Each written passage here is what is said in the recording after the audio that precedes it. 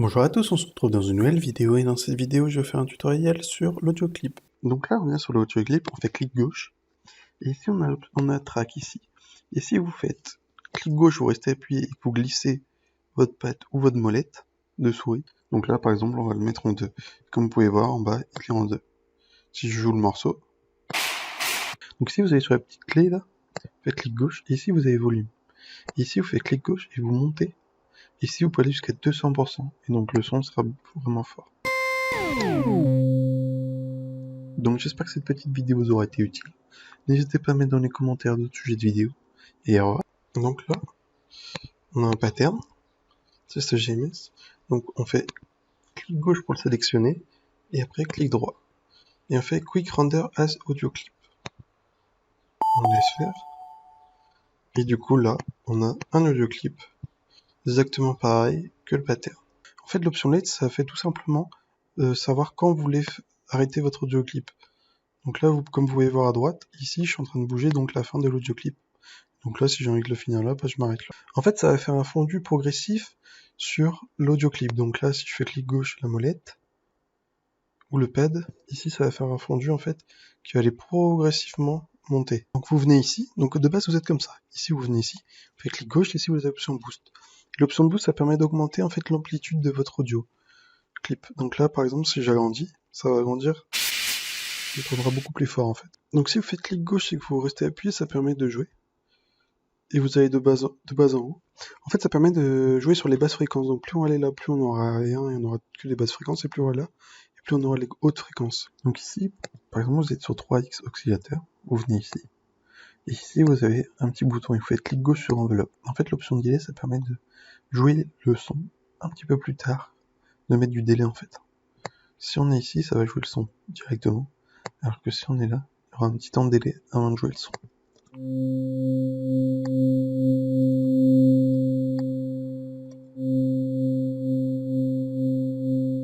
En fait, c'est surtout qu'avant que ça soit au max du volume, vu qu'on a pris l'option volume. En fait, l'option Alt, ça permet de maintenir le son, le volume, au maximum, plus ou moins longtemps.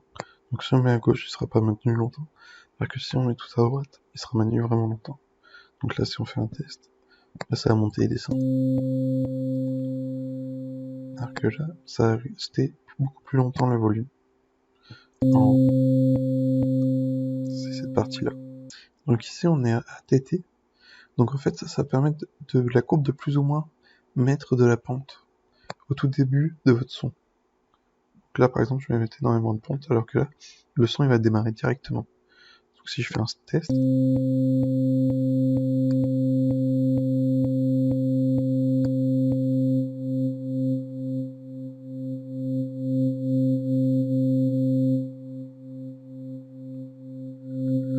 En fait, ça permet de muter ou de mettre du son sur l'audio clip. Donc là, si je fais on, donc là, si on le joue dans la playlist, on entendra bien l'audio. Alors que si je l'enlève, que je fais clic gauche, donc là, quand ça enlevé, c'est grisé, et que je fais espace, et ben on n'entend plus le son. En fait, l'option pan, ça permet de, si on le met plus à gauche, on n'entendra que le son à gauche, et si on le met tout à droite, on n'entendra que le son à droite.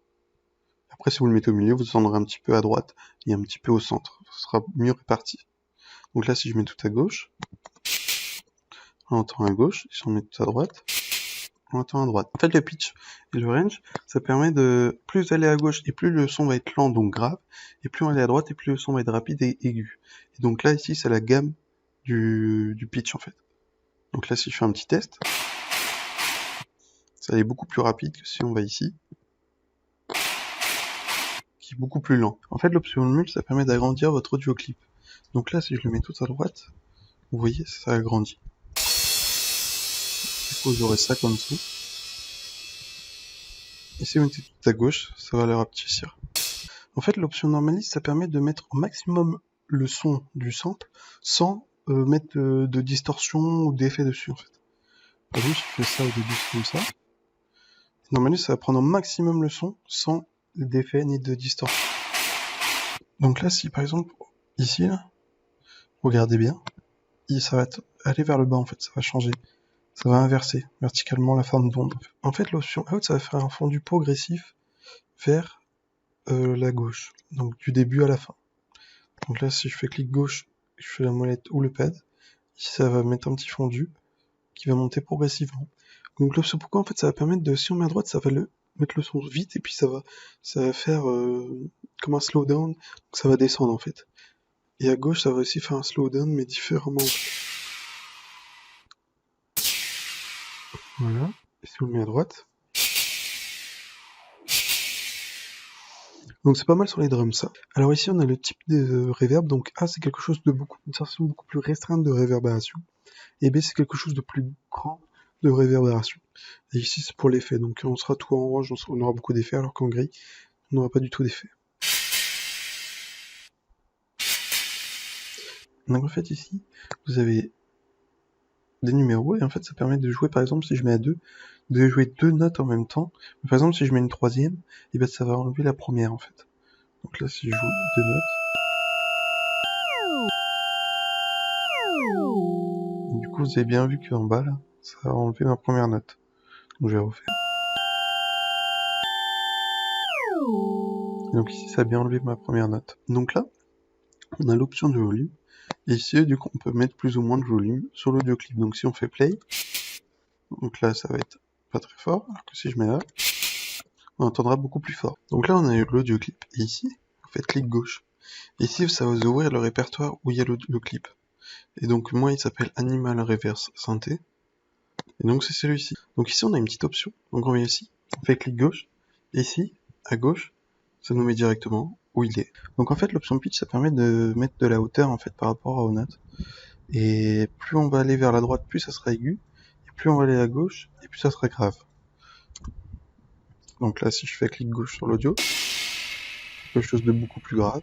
Alors que là, ce sera quelque chose de beaucoup plus aigu. Donc le time en fait ça permet de plus vous allez aller à gauche, et plus le son sera lent à jouer.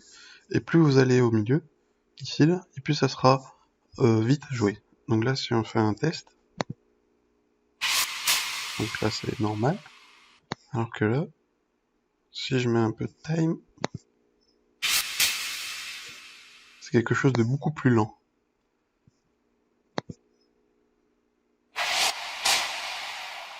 L'option reverse ça permet d'inverser l'audio clip en fait. Juste simplement. Donc là si je remets comme d'habitude. En fait l'option fade stéréo ça permet de mettre le son de gauche à droite en fait. Progressivement. Donc là si je fais clic gauche,